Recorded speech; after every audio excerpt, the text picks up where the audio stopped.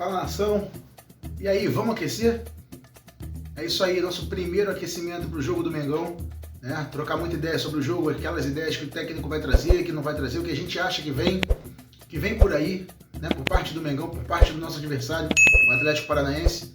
Lembrando que o Flamengo enfrenta o Atlético Paranaense pela Copa do Brasil na Arena da Baixada, né? E é um local onde o Flamengo não tem, assim, historicamente, muitos bons resultados, né? Até ultimamente melhorou um pouco isso, mas não é muito aprazível para o Flamengo jogar por lá. Então vamos contar com esse elenco, com esse time, com esse momento que o Flamengo está vivendo para tentar fazer um bom resultado, enfrentar a grama sintética, enfrentar tudo que tem de dificuldade em jogar no Paraná, como eu disse historicamente. O Flamengo agora também se prepara em grama sintética, né? O Flamengo tem um campo de grama sintética no Ninho do Urubu. E é isso, eu acho que a gente tem totais condições de fazer um bom jogo. O Flamengo chega reforçado, alguns jogadores que estavam de fora estão voltando, o Pedro foi relacionado, o Rodrigo Caio viajou, né?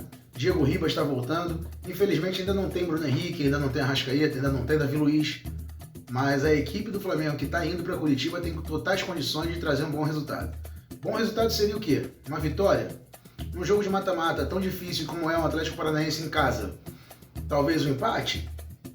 A ideia da gente é sempre ganhar, o flamenguista quer sempre buscar a vitória, mas não dá para desprezar um empatezinho nesse primeiro jogo também.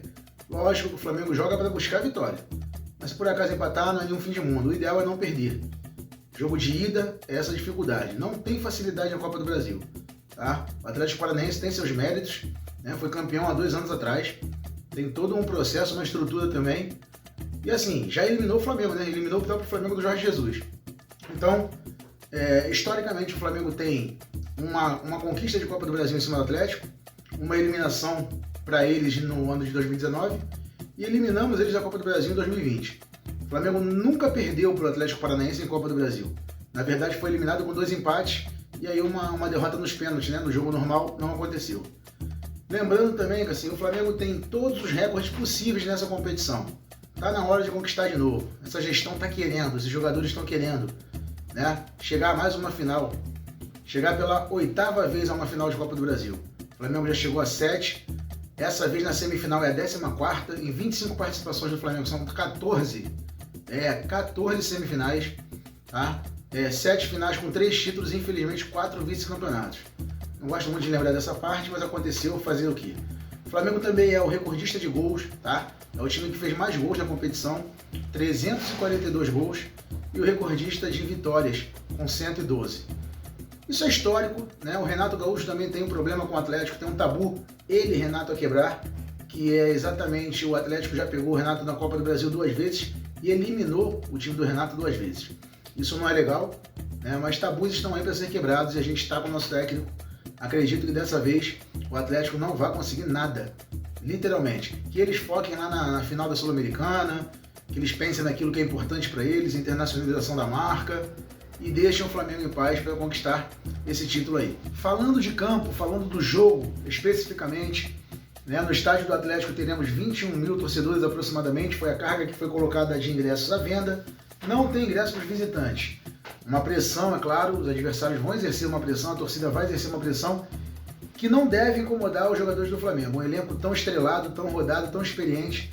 Até os mais jovens do Flamengo são experientes, né? Tem história na Europa, tem história em outros lugares, tem já uma correria do Flamengo que é normal ter pressão desde a base. Então isso não deve ser problema. O problema é o Flamengo entender o jogo. Normalmente os adversários do Flamengo, seja em casa, sejam fora, eles se fecham todos.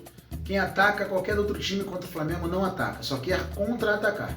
E às vezes o Flamengo dá essa possibilidade ao adversário porque não entende o momento de variar o esquema, a forma de jogar. Não precisa amassar, pressionar o tempo inteiro o adversário quando você nota que não está dando efeito. De repente é mais fácil baixar um pouco as linhas, obrigar o adversário a sair daquela retranca braba que eles armam, e eles vão ter que sair em algum momento, e aí o Flamengo sim tentar em velocidade chegar ao ataque. Tomara que o Renato faça isso durante o jogo, se for preciso. Acredito que ele vai começar pressionando, mas tem que saber fazer a leitura do jogo para modificar peças, ou modificar esquema, modificar posicionamentos, né? A equipe ideal, a meu ver, começa o jogo com Diego Alves, Isla, Rodrigo Caio, Léo Pereira e Felipe Luiz. Arão, Thiago Maia e Andreas.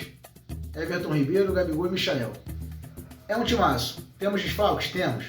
Mas esse time é para ganhar qualquer campeonato. Tem que jogar concentrado, tem que jogar focado. Tem que entender que se a retranca estiver muito fechada, muito bem armada, precisa dar amplitude, precisa usar muito o Michael. O Michael é um cara que, com mais dificuldades que ele tenha, ele vai pro X1, ele vai pro mano a mano, e ele consegue passar muitas das vezes. Às vezes não executa a jogada no fim tão bem, mas a gente tem que tentar. O técnico não pode deixar que uma retranca qualquer impeça o Flamengo de atacar, impeça o Flamengo de entrar na área. O último jogo do Flamengo agora foi um chute no gol adversário apenas, isso não é normal. Isso não é a cara do Flamengo. Então, se preciso for, tem que colocar jogadores em campo com características de chutar de fora da área. Não pode se render a ficar no chuveirinho o tempo todo, cruzar 40 bolas na área adversária sem fundamento. O cruzamento tem que buscar alguém.